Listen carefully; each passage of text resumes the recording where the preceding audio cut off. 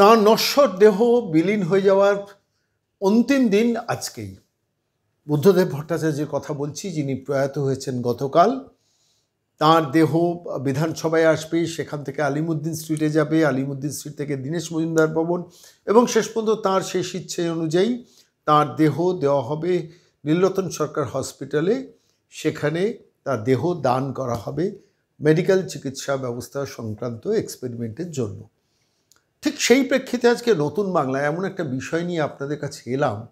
আমার নিজস্ব কিছু অভিজ্ঞতা মুখোমুখি বুদ্ধদেব ভট্টাচার্যের সঙ্গে। তখন বুদ্ধদেব ভট্টাচার্য পশ্চিমবঙ্গ সরকারের তথ্য ও সংস্কৃতি মন্ত্রী। আমি আনন্দবাজার পত্রিকার বিজ্ঞাপন দফতরে চাকরি করি। সেই সময় আমার খুব ইমিডিয়েট বস যিনি মিস্টার মল্লিক, তিনি হঠাৎ একদিন আমাকে ডেকে বললেন যে, তখন আমি রাইটার্সের সমস্ত বিজ্ঞাপন সংক্রান্ত আনন্দবাজার গোষ্ঠীর, টেলিগ্রাফের সমস্ত বিজ্ঞাপন সংক্রান্ত ব্যাপারে কোঅর্ডিনেশনের মূল কাজটা আমি করি। নিয়মিত তখন নবান্ন নয়, নিয়মিত রাইটার্সে তথ্য সংস্কৃতি দপ্তরে যাই। কিন্তু মন্ত্রীর দপ্তরে একাধবার যাইনি তা নয়, আমার সিনিয়র বসেদের সঙ্গে গেছি। মন্ত্রী তখন তথ্য সংস্কৃতি মন্ত্রী বুদ্ধদেব ভট্টাচার্য। তখন সেভাবে তার সঙ্গে 1:1 কোনো কথা বলার সুযোগ হয়নি। সেই দিন বুদ্ধদেব ভট্টাচার্যের কাছে আমার ইমিডিয়েট বস বললেন, আজকে তোমাকে একা যেতে হবে বুদ্ধবাবুর কাছে। আমি একটু ঘাবড়ে গেলাম। তথ্য সংস্কৃতি মন্ত্রী বুদ্ধদেব ভট্টাচার্য রাশভারী ব্যক্তিত্ব, তিনি চট করে যে কোনো ব্যাপারে খুব ইজিলি অ্যাক্সেসিবল নন। বাইরে একটা রাশভারী তার সম্বন্ধে ইমপ্রেশন আছে। একটু রাশভারী মানুষ, স্বাভাবিকভাবেই তার মধ্যে একটা গাম্ভীর্য থাকবে, এবং সেই গাম্ভীর্যের মধ্যে কেউ কেউ তার মধ্যে ঔদ্ধত্য দেখতেন। কিন্তু সেই মানুষটার কাছে যাওয়ার দায়িত্ব দিলেন আমার ইমিডিয়েট বস মিস্টার মল্লিক। একটা দুপাতার একটা চিঠি নিয়ে আমাকে যেতে হলো। আনন্দবাজার পত্রিকা গোষ্ঠীর একটা বিজ্ঞাপন, কোনো একটা বিষয়ে আনন্দবাজার পত্রিকা গোষ্ঠী রাজ্য সরকারের স্পন্সরশিপ চাইছে বিজ্ঞাপন সংক্রান্ত ব্যাপারে, টেলিগ্রাফ কাগজে। সম্ভবত টেলিগ্রাফের জন্মদিন উপলক্ষে কোনো স্পেশাল ইস্যু হবে, সেই উপলক্ষে। সেই চিঠিটা নিয়ে আমি সরাসরি শটান চলে গেলাম রাইটার্সে, এবং তথ্য সংস্কৃতি দফতরে সেই সময় মানে দফতরে বলতে মন্ত্রী মহোদয়ের সামনের ঘরে তখন বসতেন অংশুমান সুর, যতদূর নামটা মনে পড়ছে। সেই ভদ্রলোক উনি ছিলেন প্রাইভেট কনফিডেন্সিয়াল সেক্রেটারি বা প্রাইভেট সেক্রেটারি কিছু। আমি তার কাছে গিয়ে বললাম যে, আমাকে মিস্টার মল্লিক পাঠিয়েছেন আপনার মিনিস্ট্রির সঙ্গে একটু এই চিঠিটা আমি দেবো, আমি সরাসরি একটু কথা বলতে চাই। আমার ধারণাই ছিল যে চট করে অ্যাপয়েন্টমেন্ট পাওয়া যাবে না। এভাবে একজন, আমি তখন তরুণ, আনন্দবাজার পত্রিকায় সবেই চাকরিতে জয়েন করেছি তার বছর 2-3 আগে। আর সেই সময় আমি একজন তরুণ আনন্দবাজার পত্রিকার প্রতিনিধি হিসেবে একজন মন্ত্রীর সঙ্গে দেখা করতে চাইছি, এবং তিনি আমাকে দেখা দিচ্ছেন, এটা খুব অস্বাভাবিক ব্যাপার আমার প্রাথমিকভাবে মনে হয়েছিল। তো কিছুক্ষণ বসে থাকার পর আমাকে বলা হলো যে, আপনার চিঠিটা আমাকে দিন। চিঠিটা নিয়ে চিঠিটা নয়, আমাকে বলে যে ঠিক আছে, আপনি একটু অপেক্ষা করুন, আমরা দেখছি। কিছুক্ষণ বাদে অংশুবাবু ফিরে এলেন বুদ্ধবাবুর ঘর থেকে। ফিরে এসে বললেন, একটু বসুন, আপনাকে ভেতরে পাঠাবো। কিছুক্ষণ বাদে অংশুবাবুর ঘরের ঠিক প্রাইভেট সেক্রেটারি যে ঘরটা ছিল, সে ঘরে একটা আলো জ্বলতো। আলো রঙটা যতদূর মনে আছে হলুদ বা সবুজ কিছু একটা আলো জ্বলতো। যেই জ্বললো তখন একবার দরজাটা ফাঁক করলেন, করে ভেতরে গেলেন, গিয়ে বললেন, যান আপনি যান, ওপাশ দিয়ে যান। আমি বুদ্ধবাবুর ঘরে হাতে চিঠিটা নিয়ে গেলাম, কিন্তু খুব নার্ভাস অ্যাটিচিউড নিয়ে গিয়েছিলাম। একজন মন্ত্রী, তার উপর ডাকাবুকো মন্ত্রী, এবং অত বড় মাপের মন্ত্রী। জ্যোতিবাবুর ঠিক পাশের ঘরটায় বুদ্ধবাবু বসতেন। আমি বুদ্ধবাবুর ঘরে গেলাম, গিয়ে সামনে যাওয়াতে বললেন বসুন। উনি তখন একা বসে রয়েছেন। আজকে তার পার্থিব শরীরের অন্তিম দিনে আজকে সেই স্মৃতিচারণটা করছি, তার কারণ এটা আমার কাছে খুব সারা জীবনের একটা বড় স্মৃতি। তো আমাকে বসতে বললেন, আমি বসলাম, এবং বসার পর চা খাবেন। তো যাই হোক, আমি বললাম না। তখন আমি খুব নার্ভাস, বুঝতেই পারছেন। বুদ্ধদেব ভট্টাচার্য উল্টো দিকে বসে, তখনও তিনি মুখ্যমন্ত্রী নন, তিনি তখন তথ্য ও সংস্কৃতি মন্ত্রী। আমি খাম থেকে বার করে চিঠিটা তাঁর হাতে এগিয়ে দিলাম যে, আমার সিনিয়র মিস্টার মল্লিক এটা আপনার কাছে পাঠিয়েছেন আনন্দবাজার পত্রিকার গোষ্ঠীর তরফ থেকে, এই চিঠিটা আপনার কাছে দিচ্ছি, একটু দেখুন। তো চিঠিটা নিলেন বুদ্ধবাবু। নেওয়ার পর খুব সিরিয়াসলি চিঠিটা পড়লেন প্রথম পৃষ্ঠা থেকে। প্রথম পৃষ্ঠাটা উল্টানোর সময় আমি বুঝলাম যে তিনি কোনো কারণে ক্ষুব্ধ এই চিঠির বয়ান দেখে বা চিঠির কারণে। চিঠিটার প্রথম পাতাটা যেভাবে উল্টালেন তখনই আমার একটা মনে একটা আশঙ্কা গ্রাস করছিল। এমনিতেই আমি খুব ভয়ে ছিলাম, আশঙ্কায় ছিলাম কী না কী বলবেন। আমি তখন আনন্দবাজার পত্রিকার একজন তরুণ প্রতিনিধি গেছি, তার কাছে রিপ্রেজেন্ট করছি, আনন্দবাজার গ্রুপকে রিপ্রেজেন্ট করছি একজন মন্ত্রী মহোদয়ের কাছে। এবার দ্বিতীয় পাতাটা পড়তে পড়তেই কিছুটা পড়ে, পুরোটাও বোধহয় শেষ পর্যন্ত পড়েননি, চোখ বুলিয়ে বুঝে গেছেন চিঠির টেক্সট কী। চিঠিটার হাতে নিয়ে ঠিক এভাবে চিঠিটা ফোল্ড করে চিঠিটা আমার দিকে প্র্যাকটিক্যালি ছুঁড়ে দিলেন। মানে টেবিলের অন্য প্রান্তে আমি বসে আছি, বুদ্ধবাবু পাশে বসে আছেন, চিঠিটা এইভাবে ছুঁড়ে দিলেন। আমি না একটু থতমত খেয়ে গেছি। যে শব্দবন্ধগুলো বুদ্ধবাবু ব্যবহার করেছিলেন আমার যতটা এখনও অস্পষ্ট মনে আছে, প্রায় 3 দশক আগের সেই কাহিনী। তো আমাকে বললেন যে ভবিষ্যতে এই জাতীয় কোনো চিঠি নিয়ে আপনি আমার কাছে আসবেন না, টেক দিস ভেরি ল্যাঙ্গুয়েজ। সালটা আমার ঠিক মনে নেই, আমার যতদূর মনে পড়ছে 1985 সালে আমি আনন্দবাজার পত্রিকায় জয়েন করি। তারপর উনি তথ্য সংস্কৃতি মন্ত্রী হয়েছিলেন এবং সেই সময়ে 1985 থেকে 90-এর মধ্যে ওই রকম একটা কোনো একটা সময় সম্ভবত আমার যতদূর মনে পড়ছে। তো চিঠিটা আমার কাছে যখন পাল্টা এলো, আমি আস্তে আস্তে করে চিঠিটা নিলাম, খামটা নিলাম, তখন কি করব বুঝে উঠতে পারছি না। তো দিস ভেরি ল্যাঙ্গুয়েজ, উনি বললেন যে এই ধরনের চিঠি নিয়ে কোনো দিন আমার কাছে আসবেন না। বলার পরের যে ল্যাঙ্গুয়েজটা বললেন, আমি সেই সমস্ত ল্যাঙ্গুয়েজগুলো সবটা পুরোটা মনে করতে পারছি না, কিন্তু সবটা বলতেও ইচ্ছে করছে না। বললেন যে আপনার মিস্টার সরকারকে বলে দেবেন, মানে বুঝলাম যে অভিক সরকারকে উদ্দেশ্য করেই বলছে, মিস্টার সরকারকে বলে দেবেন কি কি কি কি যে কথাগুলো বললেন সে কথাগুলো আজকের দিনে না বলাই ভালো। আমায় প্রায় মিনিট খানেক উনি প্র্যাকটিক্যালি ভৎসনা করলেন। আমি খুব নার্ভাস হয়ে প্র্যাকটিক্যালি চিঠিটা নিলাম, খামে ভরলাম, আমার ফাইলে ভরলাম এবং তার মধ্যে মন্ত্রী বুদ্ধদেব ভট্টাচার্য তখন খুব রূঢ় ভাষায় আমাকে প্র্যাকটিক্যালি ভৎসনা করছেন। তো চিঠিটা নিয়ে আমি আস্তে আস্তে করে ওই বুদ্ধবাবুর ঘর থেকে আমি স্যার আসছি তো বলে আমি আস্তে আস্তে বেরিয়ে এলাম। এসে প্রাইভেট সেক্রেটারিকে কিছুটা আমার অভিজ্ঞতার কথা বললাম, তো উনি মুচকি হাসলেন। তারপর আমি অফিসে ফিরে এলাম। সেই দুপুরবেলায় এসে আমি আমার যিনি সিনিয়র, আমি মিস্টার মল্লিককে বললাম যে আপনি কেন আমাকে এই ধরনের কাজ দিয়ে পাঠান এই চিঠিতে। উনি খুব ক্ষুব্ধ হয়েছেন এবং এই কথাগুলো বলেছেন। তো মিস্টার মল্লিক চুপচাপ শুনলেন, তারপরে কিছু বললেন না। আমি সেদিনকে প্র্যাকটিক্যালি আমি আর অন্য কোনো কাজে বেরোতে পারি না, কেন একজন মন্ত্রী মহোদয়ের ওরকম বকুনির পর স্বাভাবিকভাবেই আমার পক্ষে আর মানসিকভাবে স্থিতাবস্থা ঠিক থাকার কথা নয়। কেন তখন আমার আনন্দবাজার পত্রিকায় কর্মজীবনের প্রথম 3-4 বছরের মধ্যে এই ঘটনাটার কথা আপনাদের কাছে বলছি। আজকে বলছি তার কারণ এর পরের টুইস্টটা খুব ইন্টারেস্টিং, যেটা আমার সারা জীবনের সংগ্রহ। আমি বসে আছি, হঠাৎ সেদিন নয়, সম্ভবত তার পরের দিন আমাদের টেলিগ্রাফের বিজনেস রিপোর্টার ছিলেন মিস্টার রায় বলে একজন, তিনি হঠাৎ আমাদের ঘরে ঢুকেছেন। দুপুরবেলা লাঞ্চে ফিরতাম, তো সারাদিনের কাজটা সেটা দুপুরবেলা লাঞ্চে ফিরতাম। তো সে বললো হঠাৎ আমাকে, সে বললেন যে সন্ময়, হ্যাঁ কী হয়েছে, বুদ্ধবাবু কী বলেছেন তোমাকে? তো আমি বললাম যে আমি সমস্ত ঘটনাটা তাকে বললাম। তো বললো শুনলেন, সবটা মনোযোগ দিয়ে শুনলেন। মানে আপনি জানলেন কি করে? আমি তাকে জিজ্ঞেস করলাম, টেলিগ্রাফের বিজনেস রিপোর্টার তিনি কি করে ঘটনাটা জানলেন?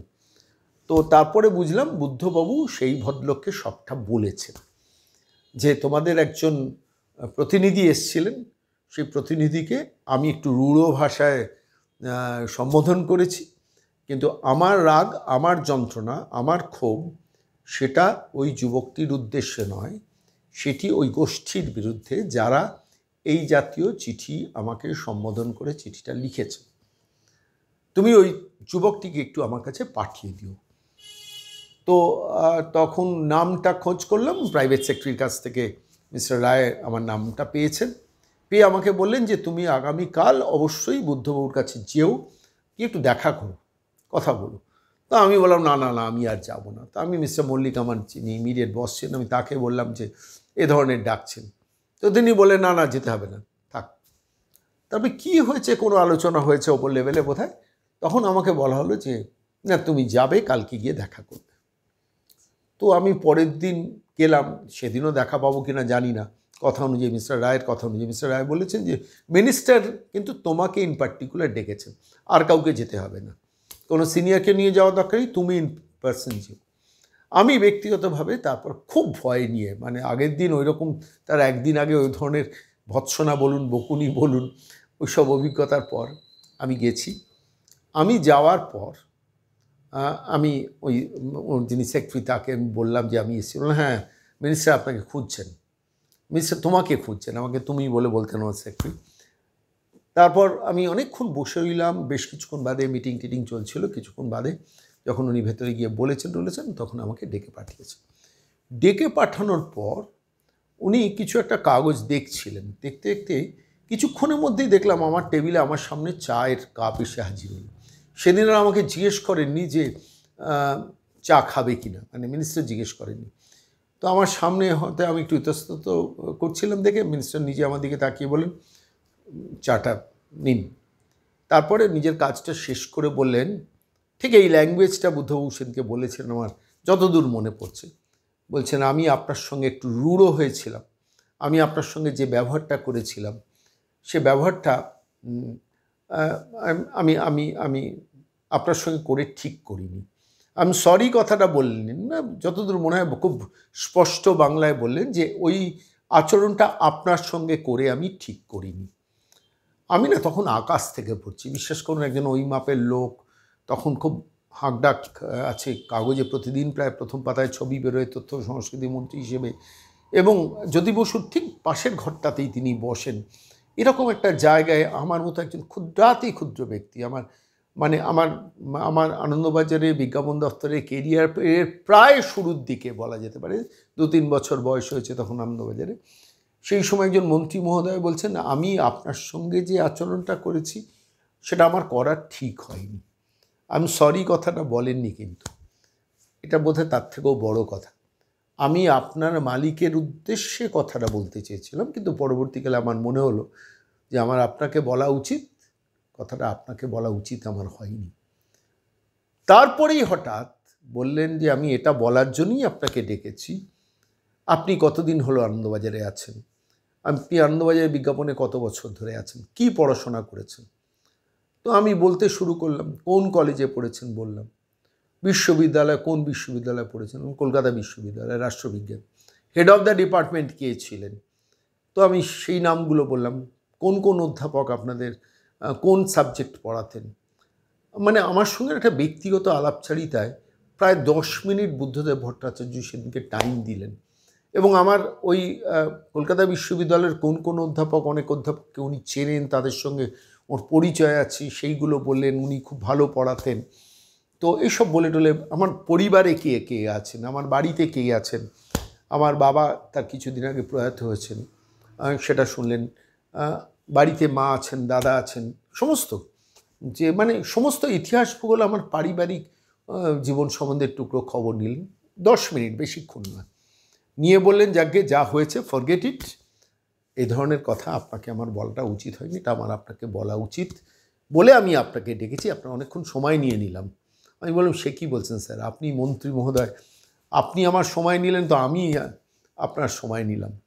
তো সেই ঘটনার পর আমি, বিশ্বাস করুন, আমি যখন ফিরছি, আমি ওখানে ওর সেক্রেটারিকে বলে, সেক্রেটারি বললেন কী কথা হলো, মানে আমাদের মন্ত্রী এমনই, তিনি ফিল করেছেন যে তুমি এত জুনিয়র একজন, তোমাকে এই জাতীয় কথাটা বলা উচিত হয়নি, যার জন্য আমাকে দিয়ে ওই মিস্টার রায়কে ডেকে পাঠিয়েছিলেন, আমার সঙ্গে যোগাযোগ আছে, তারপর মিস্টার রায়কে দিয়ে তোমাকে খবর পাঠানো হয়েছে এবং সেই জন্য তুমি এসছো। আমাদের মন্ত্রী এমনই।